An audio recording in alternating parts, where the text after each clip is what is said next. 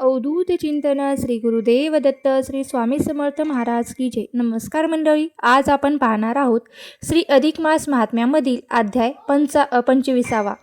अधिक मासामध्ये जर आपण या अधिक मासाची पोथी पठण किंवा श्रवण केली तर आपल्या आयुष्यातील दुःख, दारिद्र्य, गरिबी दूर होते. तसेच आपल्याला अधिक मासाचे पुण्यफळ हे अधिक पटीने सुद्धा आपल्याला प्राप्त होत असते. त्यामुळे तुम्हाला काय करायचं आहे तर व्हिडिओ स्किप न करता शेवटपर्यंत नक्की ऐकायचा आहे. श्री अधिक मास महात्म्य अध्याय 25. श्री गणेशाय नमः. प्रथम पूजेचा मान ज्यास तो शिव गौरीचा श्री गणेश वंदन करून या तयास लेखना आरंभ केला असे. सरस्वती शारदा देवी कृपा करता सुचला ओवी. एक अध्याय रचना बरवी करीत पुढे निघाले. जिथे अडली माझी लेखनी तिथे सद्गुरूंची धाव घेऊनी चालवली आधार देऊनी पुढती ती सत्वरा. दृढ धनवा विनवी मुनिवरा प्रती अधिक मासाची उद्यापन विधी सांगा सांत्यंत मज प्रती कृपा करुणी दयाळा. वाल्मिकी ऋषी सांगती राया प्रत जोवर उद्यापन नाही करीत तोवर ते व्रत पूर्ण होत नाही.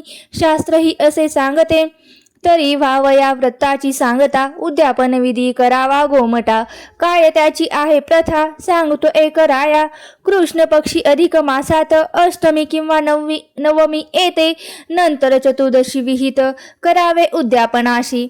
ज्ञानी सदाचारी विष्णू भक्त ब्राह्मणास करावे आमंत्रित सत्पत्नीक उभय भोजनार्थ. उद्यापनाच्या दिनी इतके न जरी शक्य तरी 7 किंवा 5 तरी विप्र जोडा या पाचरी. लक्ष्मी नारायण स्वरूप चौरंग मांडुनी वस्त्रे अंथरावे. 5 धान्याचे मंडल लेखावे.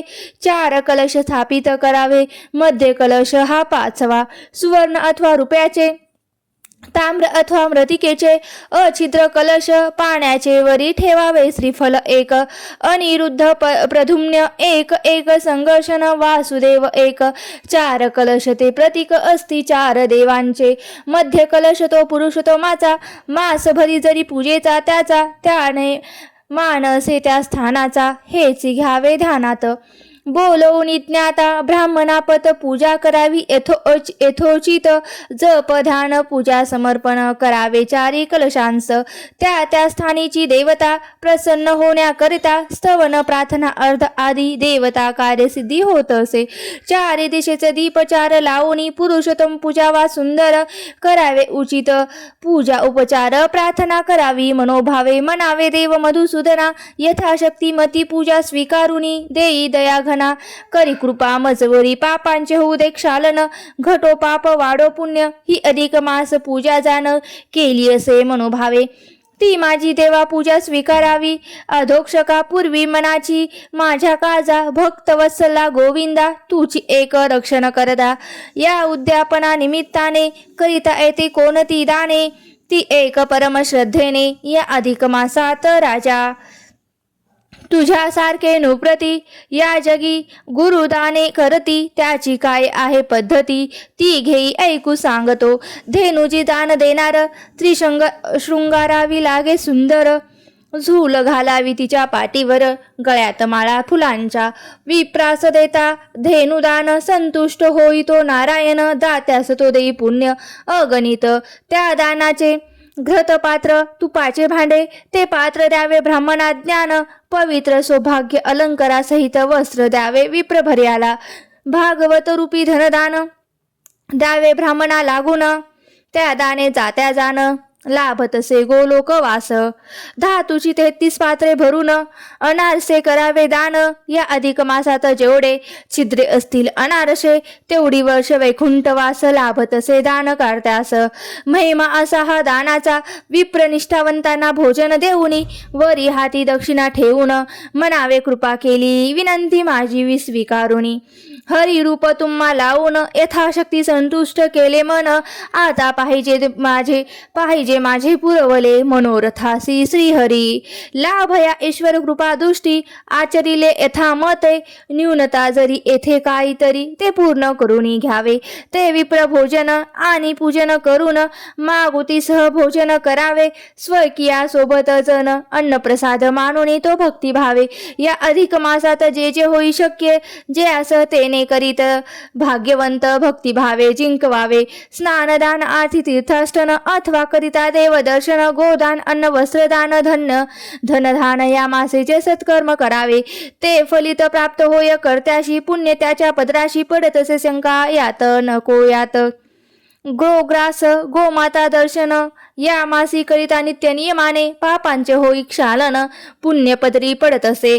हरिचिंतनाची जीवास गोडी लागता त्याची एकदा आवडी मग संसारातून सवडी त्याची तोच काढत असे. जो जो उपाय असे असंभव तो करावा ठेवून भाव तो रमे महादेव भोळ्या भक्ती भावेत भाविका. नर नारी अथवा कोणी जे अधिकाची उपासना करुनी जोडती मती हरिचरणाशी भवसागरी ते तरती.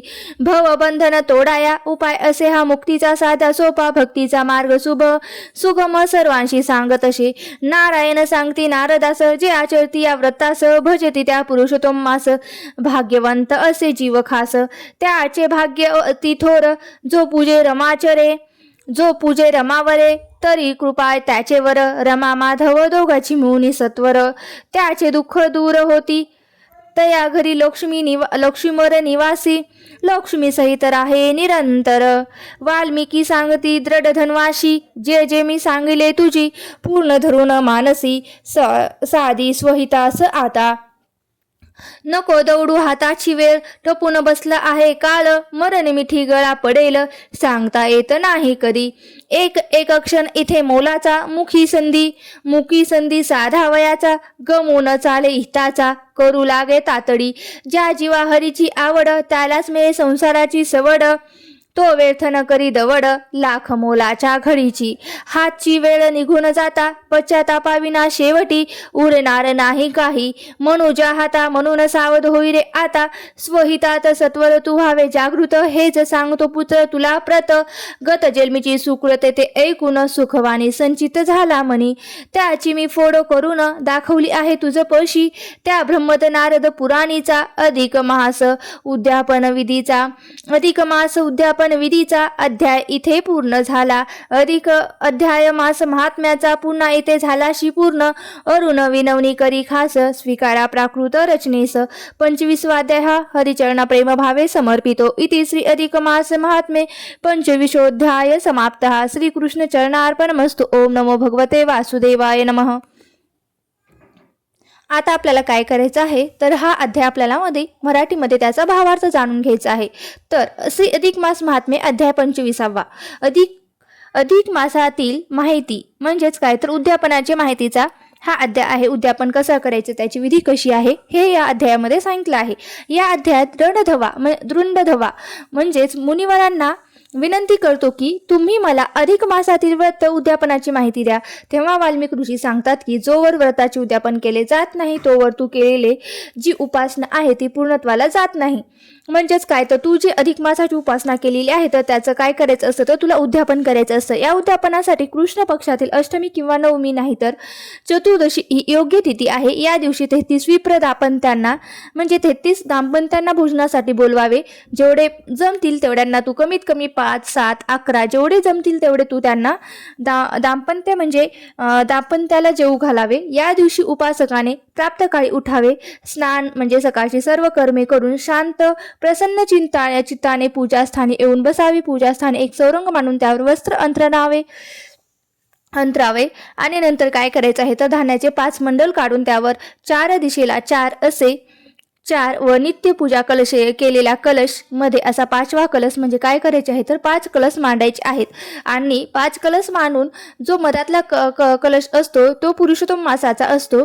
आता ब्राह्मणाला बोलून त्यांच्या मार्गदर्शनाखाली आपल्याला विधिवत अशी भगवान पुरुषोत्तमाची ही पूजा करायची आहे.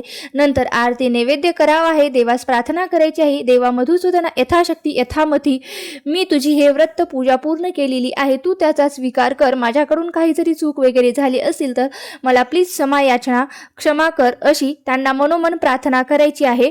आणि प्रार्थना झाल्यावर यानंतर काय करायचं आहे तर वाल्मिकी राजाने या मासानिमित्ताने करायच्या गोदान लगेच काय म्हटलेलं आहे की तुला जसं जमेल तसं गोदान अन्नदान वस्त्रदान दीपदान अपूपदान यांसारख्या दानाची माहिती सुद्धा त्यांनी रीतसर त्यांना सांगितलेली आहे. विप्र प्रजनांच्या दानाचे विप्रदानाचे महत्त्व, दक्षिणेचे महत्त्व तर समजावून सांगितले. आणि पुढे असेही सांगितले की या मासाचे अधिकाधिक पुण्यपदरी जोडण्यासाठी ज्याला ज्याला शक्य आहे त्याने आवश्यक हे अधिक मासाचे व्रत करावे. या महिन्यात केलेल्या नित्यनियमाच्या व्रतचरणाच्या पालनाने उपासकाच्या म्हणजेच उपासाचे पालन करणार आहे त्याचे पापाचे क्षालन होते, त्याच्या पदरात पुण्याची सुतुरी पडते. या अधिक मासात जो कोणी लहान मोठे व्रताचरण करतो त्याच्या पदरात त्याचे पुण्य निश्चितच पडते. भगवान पुरुषोत्तम त्यांच्यावरती कृपा करतो. वाल्मिकी सांगतात की राजा, यासाठी माझे तुला हेच सांगणे आहे की तू माझ्या जन्माचे सार्थक करून घे. हीच अधिक मासाची उपासना आहे. इथेच ब्रह्मद नारद पुराणेचा अधिक मास उद्यापन विधी वर्णन करणारा अधिक मास महात्म्याचा 25 अध्याय पूर्ण होतो. जर तुम्हाला ही कथा किंवा अध्याय आवडला असेल तर व्हिडिओला नक्की लाईक करा. चॅनलवरती नवीन असाल तर सबस्क्राईब करायला विसरू नका आणि आपल्या मित्र परिवारासोबत हा व्हिडिओ जास्तीत जास्त शेअर करा. आणि हा व्हिडिओ जर तुम्हाला आवडला असेल तर नक्की लाईक करा. आणि हा व्हिडिओ तुम्ही शेवटपर्यंत पाहिल्याबद्दल मी अगदी तुमची मनापासून खूप खूप आभारी आहे.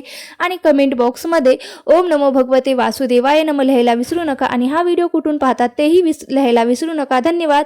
श्री स्वामी समर्थ. जय जय स्वामी समर्थ.